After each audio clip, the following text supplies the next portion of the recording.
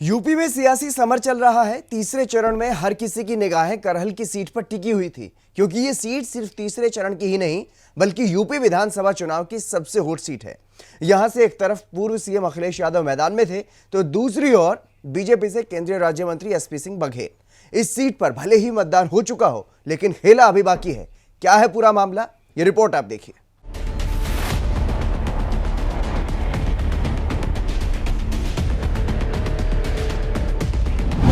मैनपुरी की करहल सीट पर मतदान के बाद भी सियासी खेला क्यों बाकी है, ये आपको बताएंगे, लेकिन उससे पहले इस सीट के महत्व को समझिए।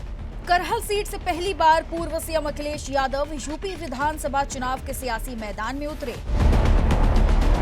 तो शुरुआत में सपा के लिए सीट को सबसे सेफ सीट माना गया, लेकिन जैसे ही बीजेपी ने यहां से एसपी सिंह बघेल को उम्मीदवार बनाया तो मामला थोड़ा उलझ गया, क्योंकि एसपी सिंह बघेल वर्तमान में केंद्रीय राज्य मंत्री रहे हैं, तो वहीं मुलायम सिंह यादव के करीबी भी रहे हैं और कई बार यादव परिवार को टक्कर भी दे चुके हैं। ऐसे में दोनों दिग्गजों की साख दांव पर लग गई है और ये सीट यूपी चुनाव की सबसे ज्यादा हॉट सीट बन गई।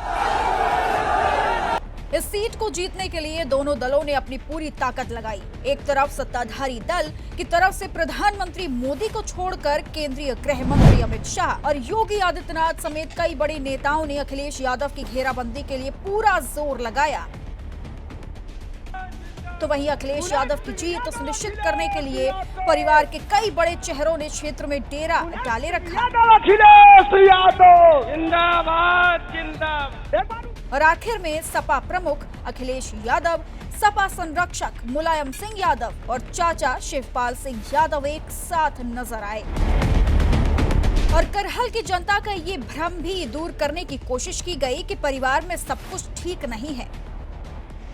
20 फरवरी को यूपी में तीसरे चरण के लिए मतदान हुआ। इस चरण में मैनपुरी जिले की करहल सीट पर भी मतदान हो चुका है। करहल सीट पर 65% से ज्यादा मतदान भी हुआ, लेकिन अब भी यहां सियासी खेला जारी है, क्योंकि बीजेपी उम्मीदवार एसपी सिंह बघेल ने चुनाव आयोग के सामने कुछ सबूत पेश किए हैं और 64 बूथों पर बूथ कैप्चरिंग का आरोप लगाया है।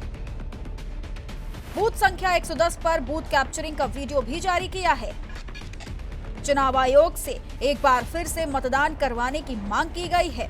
अब ऐसे में देखना यह है कि एसपी सिंह बघेल ने जो आरोप समाजवादी पार्टी पर लगाए हैं, चुनाव आयोग का इस पर क्या रुख रहेगा।